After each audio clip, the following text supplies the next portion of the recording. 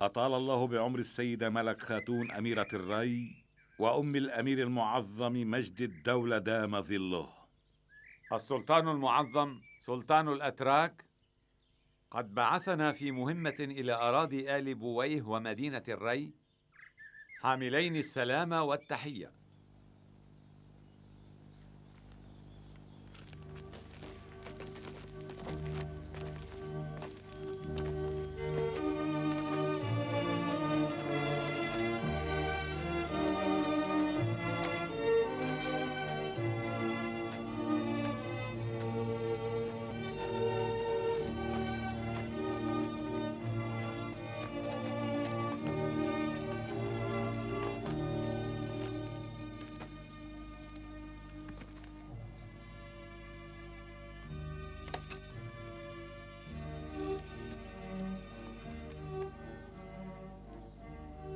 لمن هذا التاج؟ إلى والي الري الأمير المعظم مجد الدولة، هدية من سلطان الأتراك.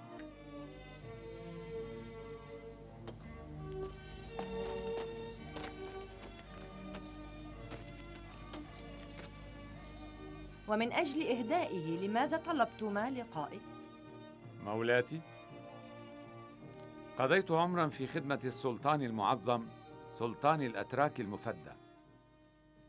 أنا لست بساذج كي لا أعلم أن الأمير صغير، وأن شؤون الري ما زالت تدار على يد أميرة الري.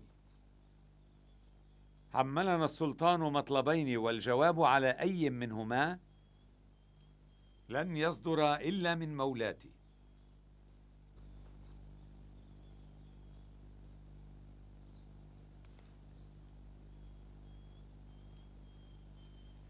طلب سلطانكم من آل بويه مطلبين. فيما يخص المطلب الأول لا أستطيع الإجابة، فالشيخ الرئيس أبو علي سينا ليس بضاعة يطلبها سلطانكم من آل بويه.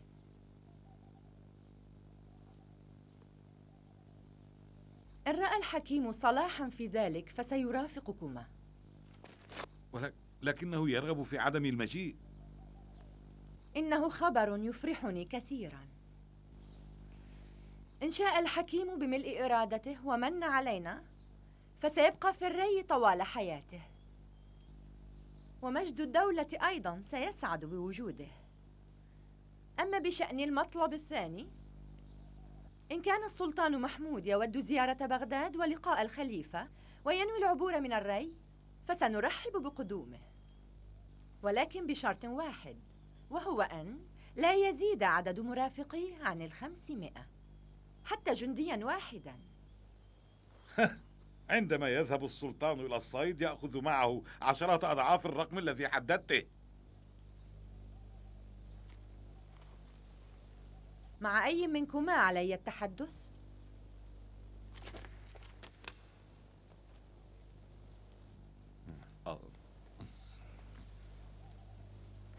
وجهي حديثك إلي مولاتي.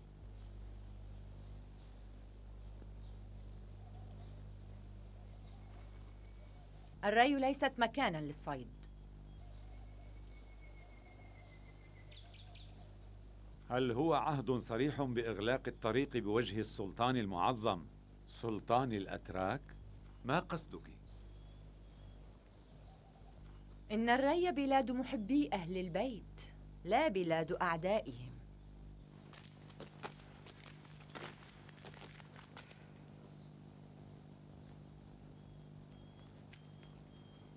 هل هو كلام يجب أن يبلغ به السلطان؟ أجل، لكنني لم أنتهي بعد. أبلغا سلطانكما ألا يفكر أبداً بضم بلاد الري إلى أراضيه. سلطان الأتراك إذا ما عزم فإنه سيدخل بجيوشه إلى الري. مع أي منكما علي التحدث؟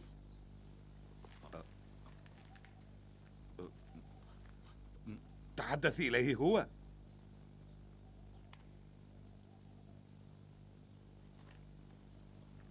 نريد جوابا مولاتي على رسالة السلطان المعظم وإنهاء هذا الأمر.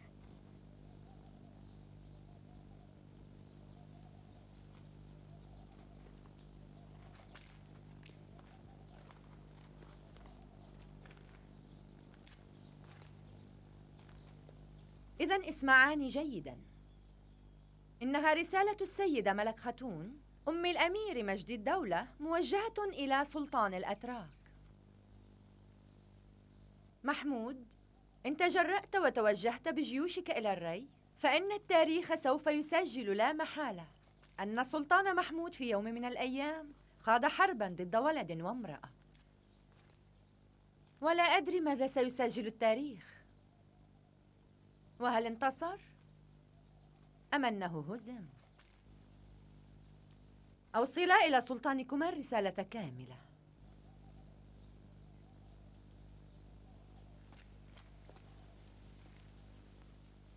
ولكن مولاتي، إن سلطاننا لا ينوي خوض أي حرب، بل هو ينوي العبور من الري فقط.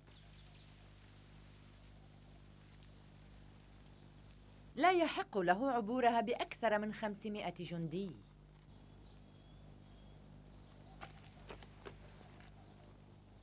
كيف عرفت أنه ينوي خوض حرب ضدكم؟ التعطش إلى الدماء لا يكون وليد الساعة.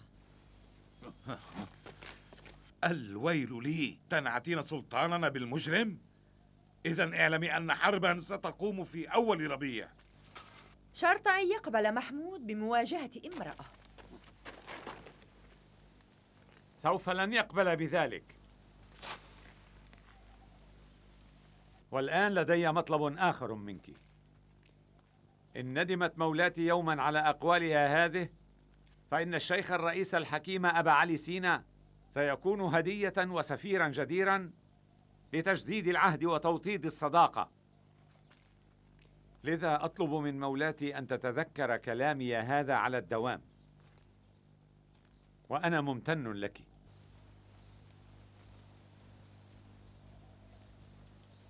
أنا ممتن لك.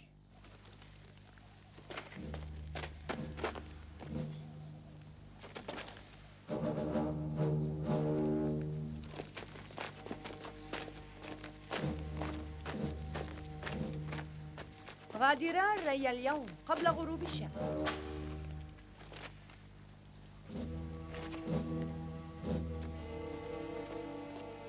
مهلا، أعيدا إلى محمود هديته. اذهب وهاتها.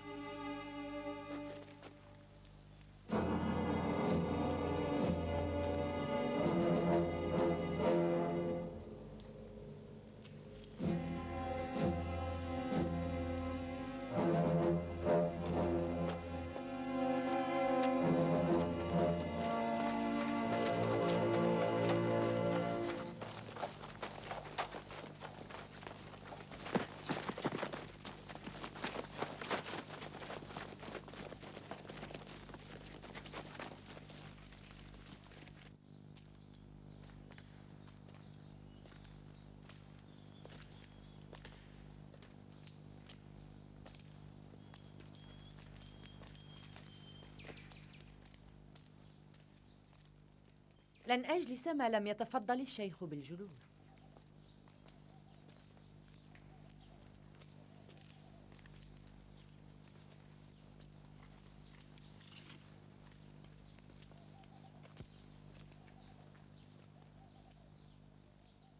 ماذا علي أن أفعل ليبقى الحكيم عند آل بويه؟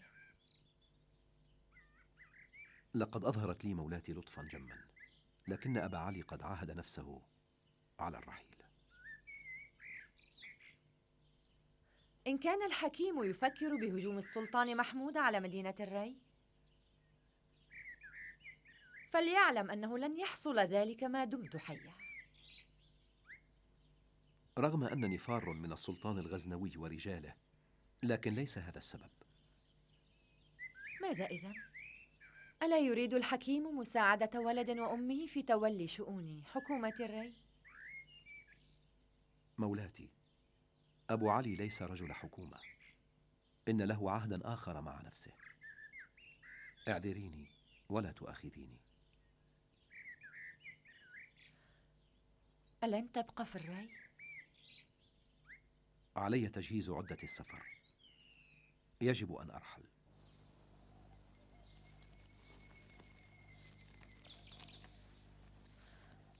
حسب معلوماتي فإن الحكيم لم يختر لنفسه زوجة بعد. لم أكن يوما متفرغا لمثل هذا الأمر. لدى آل بويه فتيات كثيرات شابات وجديرات. لم أعد شابا صغير السن لأختار لنفسي زوجة صغيرة شابة. إن استطعت تأجيل سفرك وقررت البقاء في الري، فسأعرض عليك عددا منهن لتختار إحداهن.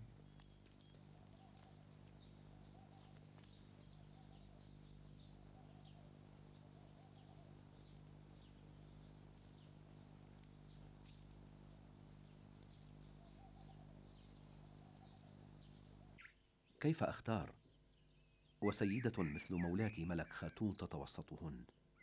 ولكن مولاتي لا ينوي أبو علي البقاء في الري.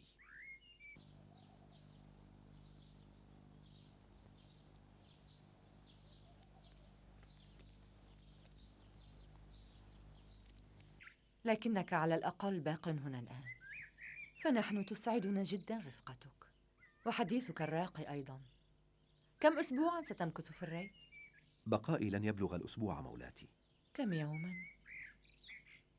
غدا صباحا سأنطلق بصحبة رفيق الجوزجاني، وثمة رسالة علي إتمامها قبل حلول الصباح. لن يكون عمر أبي علي طويلا. أطلب العفو. عن إذنك مولاتي.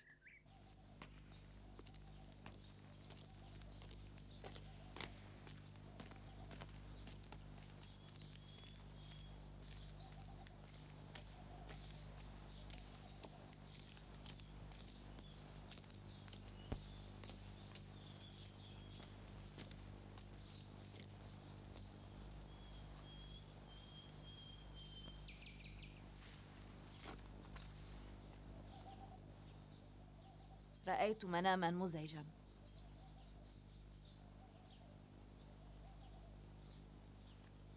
أمي، أين ذهب رسولا السلطان الغزنوي؟ انحنيا تعظيما للأمير وانصرفا. إلى أين؟ إلى غزنة، وسوف يغادران الري قبل مغيب الشمس.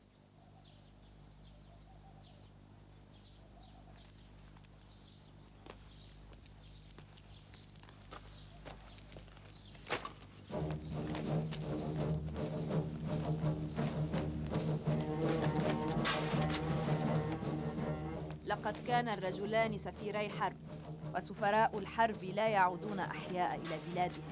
أعيدهما فوراً.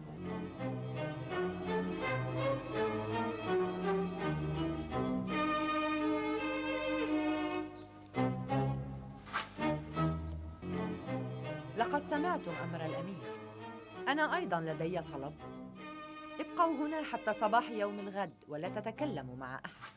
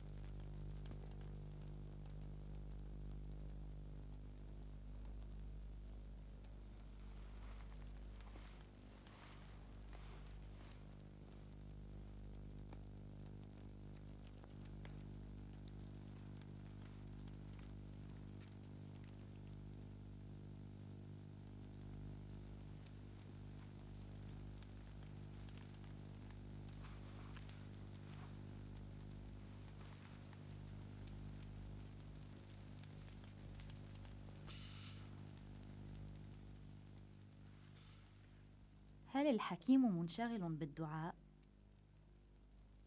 ومن أنت؟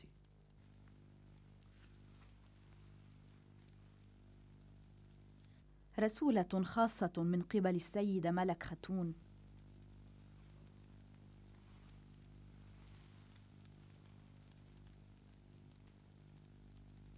لقد حملتني لك سلاما ورسالة. وعليها السلام.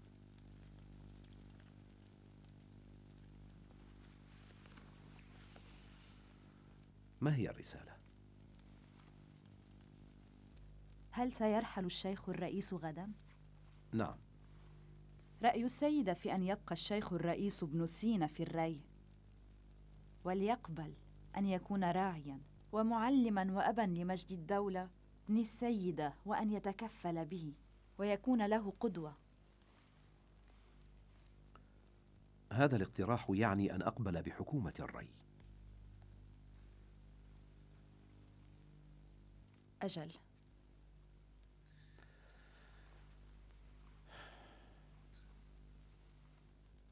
اقتراح كريم جدا. أتختبرون حب الجاه لدي؟ غير صحيح. أقسم إن اقتراح مولاتي هذا هو نابع عن الصدق والصراحة، وبما أن الوقت ضيق وتريد الرحيل غدا، فلا مجال إلا للصدق والصراحة. ولكن الأهم من الحكومة، لدي كلام آخر.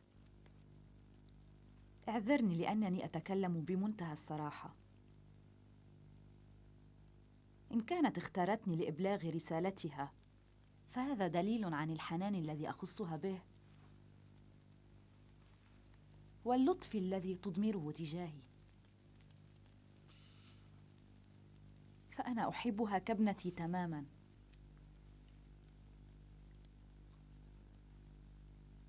ولكن ما لم يأذن لي الحكيم بنفسه بالكلام، لن أتكلم. تكلمي. أقوالك أثارت في نفسي شيئا من الخوف والشوق. لدي سؤال. تفضلي. السيدة تثق بي، فهل أحظى بثقة الحكيم أيضا؟ بالطبع. هل تقبل بأن تكون زوجا للسيدة أميرة الري؟ أهذه رسالة السيدة؟ لا، بل كلامي أنا واقتراحي بزواج الحكيم بالسيدة. وهل تعرف السيدة باقتراحك؟ تكلمت معها بهذا الخصوص طوال الليل. وهل قبلت؟ ولكن لو لم تقبل لما أتيت إليك. هل الحكيم موافق؟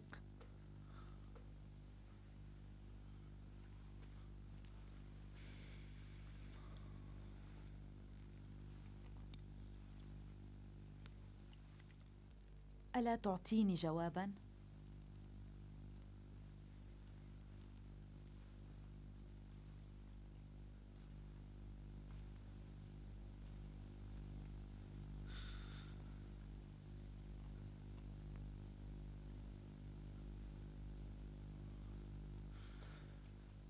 ماذا إن لم أوافق؟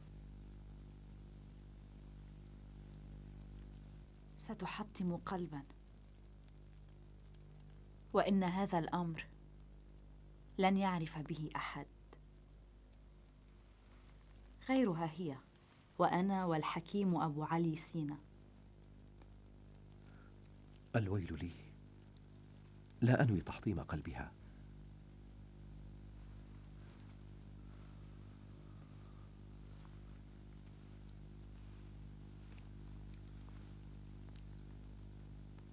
ولكن يا رسولة السيدة،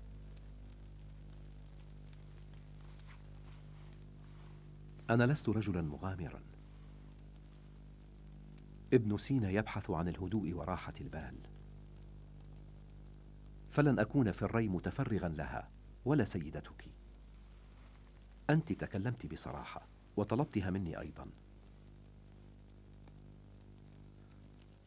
أعترف أمامك أنني أبادلها المشاعر،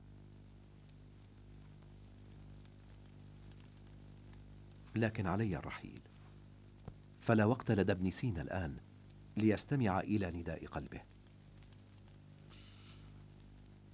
يجب أن أرحل.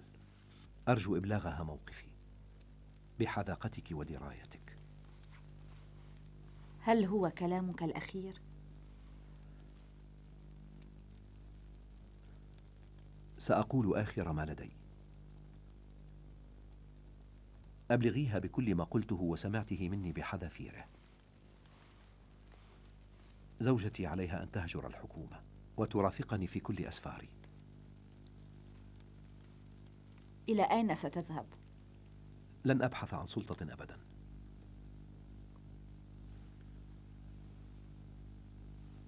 إلى اللقاء.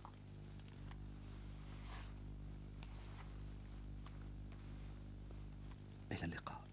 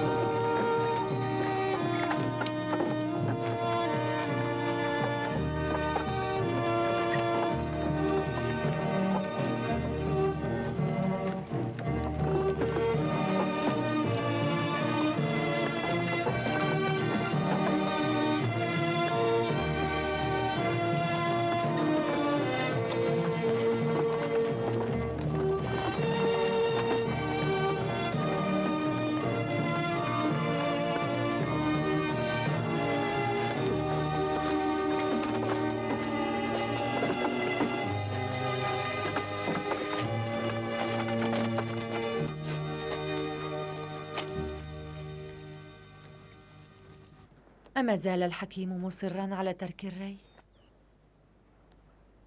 أجل مولاتي.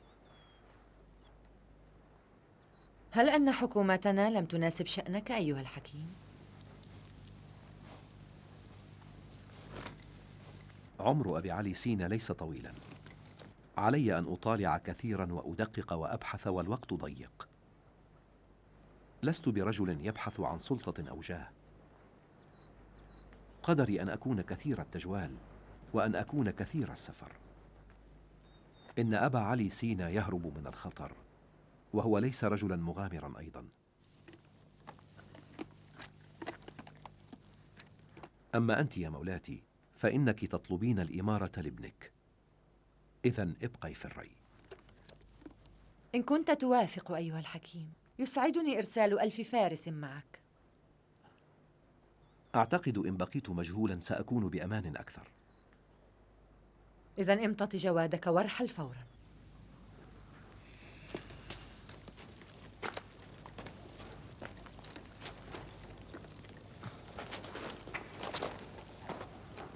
أأنت ذاهب حقا؟ إلى اللقاء مولاتي. إلى اللقاء يا مدينة الري.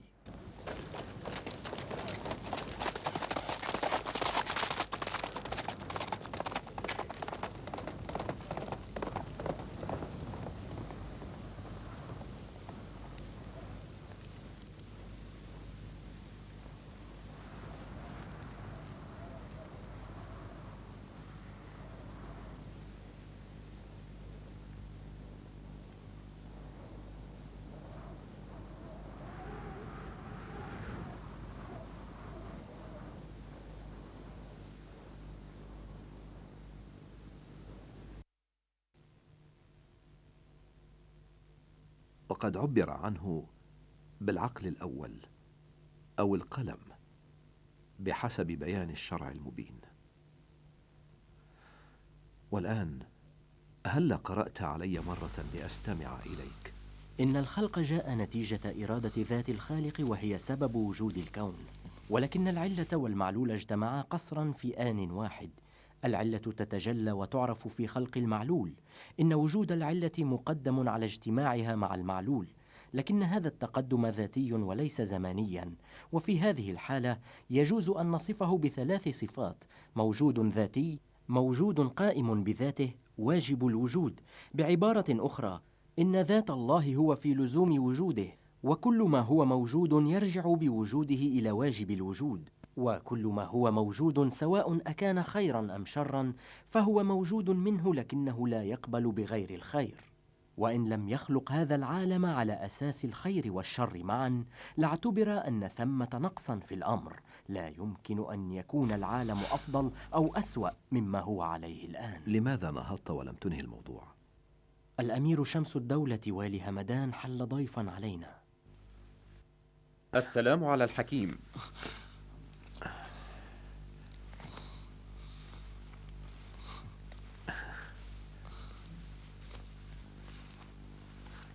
وعليكم السلام.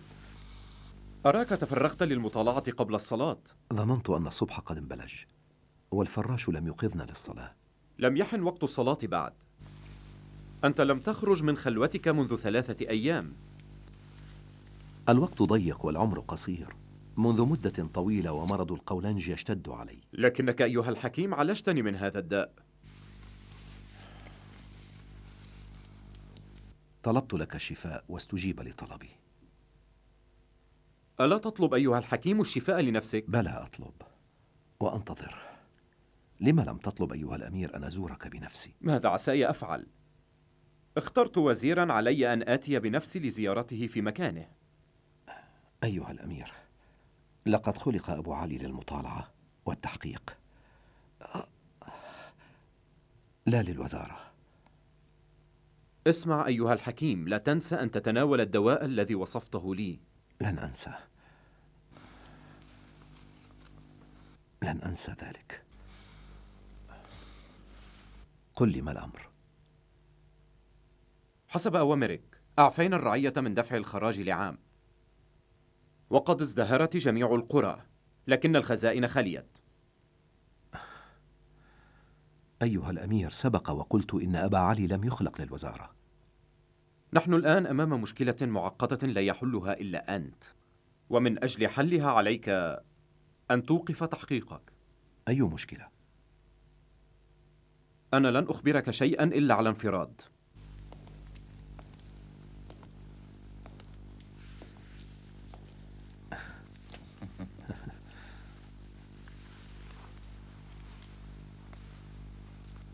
أبا عبيد، كثرة التحقيق أتعبتك. همدان تكثر فيها المصايف الجميلة. حاول أن تتمتع بجمال الطبيعة، وأنا سأتوقف عن التحقيق لأيام لأتفرغ للوزارة. أخشى أن تنسى تناول دوائك أيها الحكيم. لا، لن أنساه.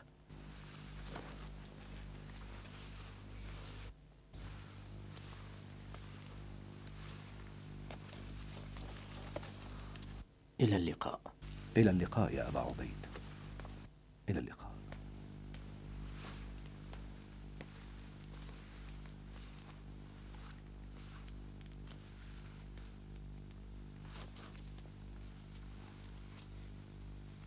لقد راح زعماء قبائل بويه والديلم يتآمرون علي، وراحوا أيضا يحرضون ضدي كبار قادة جيشي الخاص. لن تفلح مؤامراتهم ما دمت أيها الأمير تدفع لهم حقوقهم. ولكن هنا المشكلة، لم تدفع لهم حقوقهم منذ نصف عام تقريبا، فالخزائن خاوية كليا. طلبوا مني أن أتقدم بطلب قرض من السلطان مسعود نجل السلطان محمود الغزنوي الذي خلف السلطان المتوفى حديثا. ونجل السلطان سيمنحك القرض؟ أجل، وها هم رسله في همدان الآن ينتظرون أن أبعث معهم كتابي إلى سلطانهم المعظم.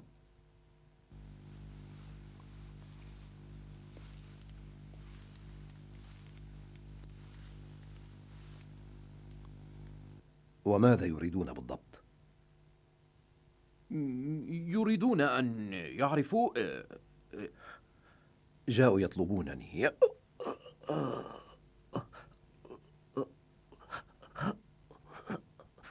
أجل، إنهم يريدون أن يعلموا إن كنت سأبعث إليهم بالحكيم إلى بلاط الأتراك أم لا.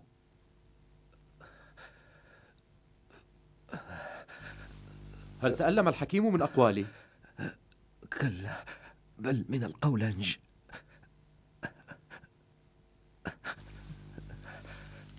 من المرض، إنه يشتد.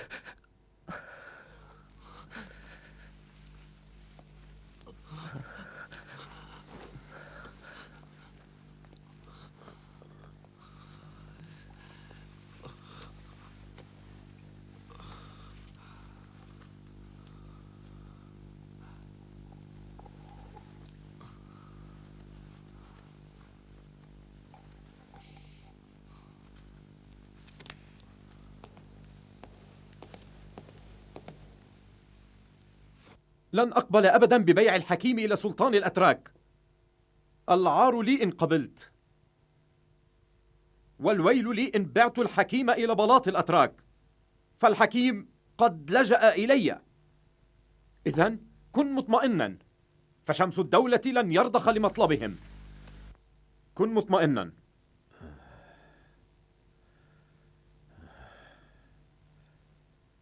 بالنسبة إلى حقوق ومستحقات الجيش قل لي، ماذا ينقصك من مال؟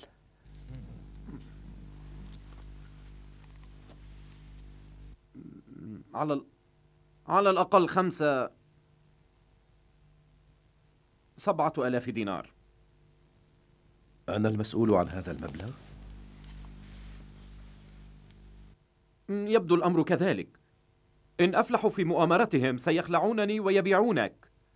أنت في أمان ما دمت حيا. سأطرد رسل مسعود من همدان. أجل، سأفعل.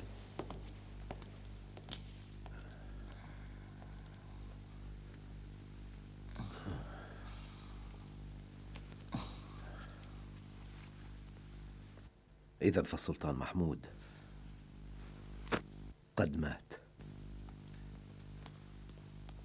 تعال معي. لا يمكننا التخلي عن ثمنه، فالمبلغ لا بأس به، وربما دفع السلطان مسعود أكثر من ذلك. هيا إذن راقبوا الحكيم جيدا. حاضر مولاي. إياك أن يموت أو يهرب. أمرك مولاي.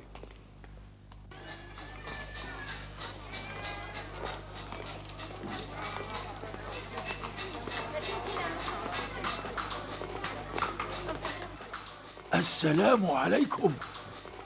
وعليكم السلام.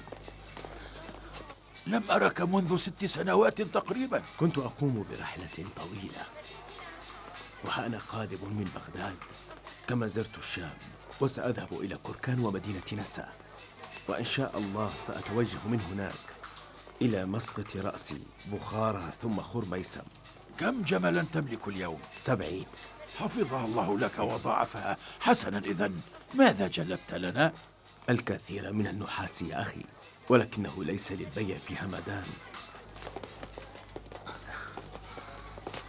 سمعت أن تجار الري يشترون البضائع بأسعار جيدة.